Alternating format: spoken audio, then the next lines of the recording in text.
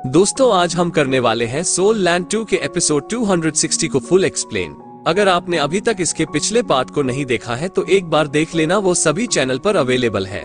इस एपिसोड की शुरुआत में हम युहाओ को देखते हैं जो यह आसपास देखते हुए मन में कहता है यहाँ का फॉग थिक होता जा रहा है। और तभी इस डनलॉबी चिल्लाते हुए कहते हैं सभी लोग उठ जाओ। और मुझे विश्वास है कि तुम लोगों ने भी इसे महसूस किया है कि हमारा जो परसेप्शन है वो काफी ज्यादा कमजोर हो गया है और यह जो फोग है यहाँ का ये हमें केस की तरह कैद कर रहा है।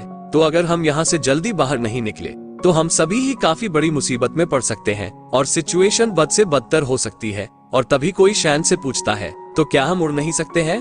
जिस पर शैन कहते हैं मैंने उड़ने की कोशिश की है लेकिन ऐसा महसूस हुआ जैसे कि पूरा आसमां मेरे खिलाफ है, क्योंकि ऊपर मैं जिस प्रेशर को महसूस कर रहा था वो वाकई में काफी ज्यादा इमेंस था और एक तरीके से ये मुझे वापस से ग्राउंड पे आने के लिए फोर्स कर रहा है। जिस पे युहाओ कहता है हाँ सच में यहाँ पे कुछ तो काफी अजीब है।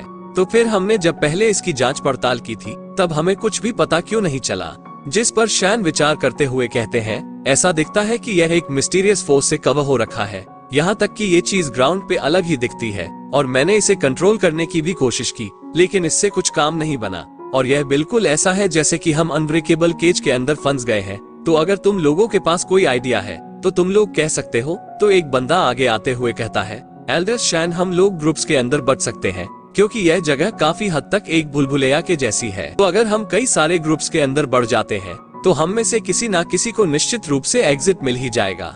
जिस पर बी कहता है फिलहाल तो अभी हम सेपरेट नहीं हो सकते हैं और अगर आपका अनुमान सही है तो ये जगह वास्तव में एक भूल भुलिया के जैसी है। लेकिन क्या हो अगर इविल सोल मास्टर्स भी इस भूल भुलिया के अंदर छिपे हुए हो और एक बार जो हम अलग अलग होके फैल गए तो जिनका भी इविल सोल मास्टर्स के साथ सामना होगा वो निश्चित रूप से मारा जाएगा और शायद फिर ऐसे ही बारी बारी से हम सभी ही मारे जाए। तो शैन पूछते हैं युहाओ आखिर तुम्हारा इस पे क्या कहना है? तो ये कहता है अभी अभी मैंने अपनी स्पिरिचुअल डिटेक्शन को आजमाया है तो मेरी जो डिटेक्शन रेंज है वो 10 मीटर से ज्यादा नहीं थी और ना ही हमारी नजरों से ज्यादा बेहतर थी। और मुझे तो ऐसा भी महसूस होता है कि बात सिर्फ केज तक सीमित नहीं है और मुझे तो यहाँ तक ये भी लगता है यहाँ पे कोई ना कोई रहस्य छिपा हुआ है, क्योंकि ऐसा दिखता है कि यह एक ऐसी जगह है जहाँ पे इंसान लड़ नहीं सकते हैं। और मैं दावे के साथ कह सकता हूँ कि इस जगह को किसी भी इंसान या फिर सनमून एम्पायर के द्वारा नहीं बनाया गया है। तो इसका मतलब ये भी है कि यह जगह नेचुरली बनी है और सनमून एम्पायर ज्यादा से ज्यादा इसके एक्टिवेशन मेथड को ही कंट्रोल कर सकता है। और क्योंकि यह नेचुरली बनी है तो शायद ये कोई डेड एंड नहीं है और पक्का सरवाइव करने का कोई ना कोई रास्ता जरूर होगा।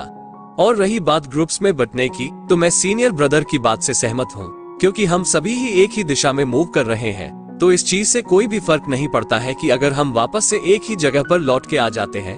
क्योंकि अगर हम केयरफुली देखें तो बेशक हम जिस रास्ते पर चल रहे हैं उसे हम रिपीट कर रहे हैं लेकिन हम कुछ और अलग भी ढूंढ सकते हैं। और चलो पहले हम क्लूज का पता लगाते हैं, लेकिन अगर बाद में हमें कोई भी रास्ता नहीं मिलता है और हम यहीं पे फंसे रहते हैं तो आखिर में हमारे पास सिर्फ यही रास्ता रह जाएगा कि हम सभी ही अलग हो जाए।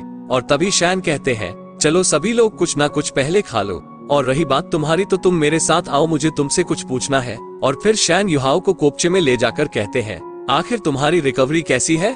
जिस पर युहाओ बताता है कोई भी प्रॉब्लम नहीं है। जिस पर शैन कहते हैं ये तो काफी अच्छी बात है और यहाँ तक कि वैसे मुझे तुम पर पूरा विश्वास है, लेकिन तब भी तुम्हें मुझे एक्सप्लेनेशन देना होगा उन एबिलिटीज को लेकर जिन्हें तुमने मिंगू अंडरग्राउंड सोल इंजीनियर टूर्नामेंट के अंदर दिखाई थी। जिस पर युहाओ कहता है एल्डर शैन मैंने पहले जिन एबिलिटीज को इस्तेमाल किया था आप उन्हें मेरी थर्ड मार्शल सोल समझ सकते हैं, हालांकि मुझे यह एबिलिटी इस दुनिया से नहीं मिली है। और फिर युहाओ जितना हो सके उतनी आसान तरीके से एल्डर शैन को मास्टर इलेक्ट्रो लक्स के ओरिजिन के बारे में बताता है, जिससे कि वो इस चीज को अच्छे से और आसानी से समझ सके। और इस दौरान यह इनसे कुछ भी नहीं छुपाता है और सारी चीजें बता देता है। और नेक्रेट मैजिक पावर का सुनकर शैन काफी हैरानी के साथ कहते हैं क्या तुम्हारे पास नेक्रोलिटिक मैजिक जो कि दूसरी दुनिया से मिली है? और यहाँ तक कि वैसे युहाओ तुम्हें इन एबिलिटीज का तोहफा मिला है, लेकिन तुम्हें ये भी पता होना चाहिए कि यह जो एबिलिटीज है इनका डोलो कॉन्टिनेंट के अंदर सिर्फ एक ही मतलब है कि तुम एक इविल सोल मास्टर हो। जिस पर युहाओ कहता है एल्डर शैन मैं जानता हूँ कि आपका क्या मतलब है और मैं वादा करता हूँ कि मैं कभी भी इन एबिलिटी को कैजुअली इस्तेमाल नहीं करूंगा। जिस पर शैन कहते हैं तुम्हें एक बात को काफी अच्छी तरीके से ध्यान रखना होगा कि चाहे तुम कुछ भी एक्सपीरियंस क्यों ना कर या फिर तुम्हारे साथ कुछ भी क्यों ना हो जाए, तुम्हें अपने आप को अंधकार में जाने नहीं देना है। जिसके बाद एल्डर शैन सभी के अरेंजमेंट्स कर देते हैं। और जितने भी लोग होते हैं वो सभी ही 3 ग्रुप्स के अंदर बट गए होते हैं, जिनमें से जो पहला ग्रुप होता है वो शेरक 7 मॉन्स्टर्स का होता है, जिसे एल्डर शैन लीड कर रहे होते हैं। जबकि जो शेरक टीम वांग क्या जांगली जवान और थे, उन्हें डीन जियान लीना के द्वारा लीड किया जा रहा होता है। जबकि जो तीसरा और आखिरी ग्रुप होता है उसमें टंग सेक्ट के और शेरक के कुछ बाकी के मेंबर्स होते हैं, जिन्हें बाकी के 4 टाइटल दिलों के द्वारा लीड किया जा रहा होता है। और इन 4 टाइटल दिलों जो कि लीड कर रहे होते हैं, इनके बीच में 2 लोग ऐसे होते हैं जो कि सी गॉड पवेलियन के अंदर एल्डर्स होते हैं, और ये एक हाइपर डोल लेवल के होते हैं, और एल्डर्स वहाँ शेरक 7 मॉन्स्टर को सबसे आगे लीड कर रहे होते हैं। जबकि जो डीन लीना होती है वो बीच में होती है, जबकि वो जो बाकी के 4 टाइटल दिलों थे वो सबसे पीछे थर्ड ग्रुप के साथ होते हैं। और ये सभी ही एक दूसरे को गार्ड कर रहे होते हैं, और ये सभी ही एक दूसरे से ज्यादा दूर नहीं होते हैं। और जहाँ से भी ये लोग गुजरते हैं वहाँ के आसपास जो पेड़ होते हैं वहाँ पर अपने निशान छोड़ देते हैं। और इस चीज को एक स्टूपिड मेथड भी कहा जा सकता है बिना सॉल्यूशन के, क्योंकि ये लोग जो पेड़ों पे निशानियां छोड़ रहे थे, तो अगर इन्हें दोबारा से वो निशान नहीं मिलते जो इन्होंने इन पर छोड़े थे, तो इसका मतलब ये है कि इन्हें एक नया रास्ता मिल गया है। और तभी बी आगे आते हुए शैन से पूछते हैं, एल्डर शैन, क्या आपने भी इस चीज को महसूस किया? ये जर्नी पहले से थोड़ी अलग है, और ऐसे है कि हम वापस से लौट के वहीं पे नहीं आए जहाँ से हमने शुरू किया था। जिस पर शैन कहता है, हाँ मैंने भी इस चीज को महसूस किया।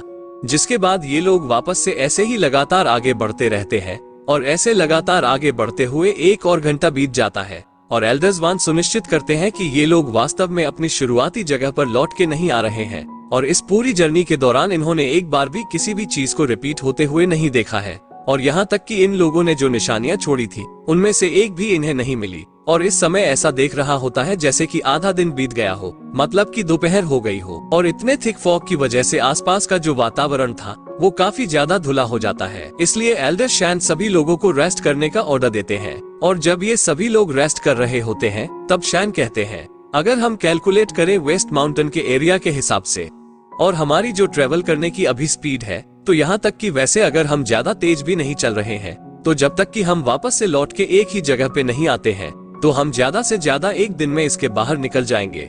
और इस समय ज्यादा कुछ कहा भी नहीं जा सकता है, क्योंकि हम बस एक समय पर एक ही कदम ले सकते हैं, और हमारा जो खाना और वाटर सप्लाई को रास्ता नहीं ढूंढ सके।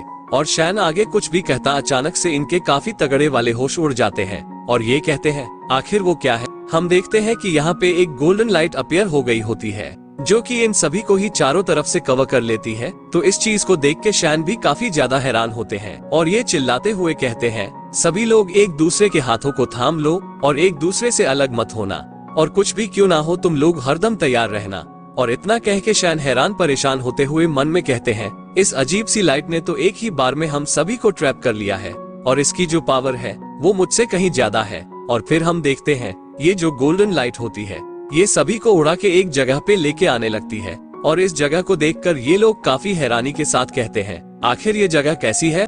और फिर शैन कहते हैं, मैंने तो कई दफा वेस्टर्न माउंटेन्स को विजिट किया है, लेकिन आज से पहले कभी भी मुझे ये जगह नहीं मिली। जिसके बाद ये जो गोल्डन लाइट होती है ये सभी कोई अपने अंदर ट्रैप करके वहाँ पे ले जाने लगती है। और तभी एक मिस्टीरियस सी आवाज आती है जो कहती है, अभी तुम लोगों से एक आवाज सवाल पूछेगी, तो तुम लोगों को उसका जवाब सच सच देना ही होगा।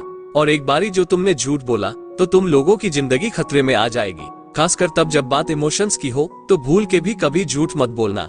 और तभी ये लाइट इन सभी को सेपरेट करने लगती है, तो इस चीज से डोंगर पैनिक करने लगती है। तो योहाओ इशारे करते हुए कहता है, डरो मत, चिंता मत करो, तो डोंगर भी शांत हो जाती है। और तभी ये गोल्डन लाइन इन सभी को सेपरेट करके एक साथ कहीं उड़ा के ले जाने लगती है, जिसके बाद ये तुरंत ही एक लेक के अंदर इन सभी को डुबा के ले जाने लगती है। और इस दौरान युहाओ मन में कहता है, मैंने पहले जो टैंग सेक्ट के पॉइजन चैप्टर को ओपन किया था उसके अंदर कुछ इम्पोर्टेंट नोट्स थे जिन्हें मैंने पढ़ा है, और मेरे सामने ये जो जगह है ये उन 3 फॉरबिडन प्लेसेस में से एक है जिनका जिक्र टंग सेक्ट के पॉइजन चैप्टर के अंदर हुआ है, और इसे तो ब्लेज्ड लैंड भी कहते हैं। और इसकी जो रैंकिंग है वो आइस एंड फायर यंगयांग वैली से ज्यादा हाई है, और ये उन 2 प्लेसेस के मुकाबले फर्स्ट रैंक पर भी आती है। और इस जगह को यंग लव क्वेरिया है कि गॉड रिलम के अंदर एक लव की गोडेस थी जिसको उसके ही लवर ने धोखा दे दिया था, जिसकी वजह से वो गम में काफी बुरी तरीके से डूब गई, जिससे कि सारे नेचर के अंदर उथल पुथल सी मच गई। और जो सन एंड मून थे वो लेगस बन गए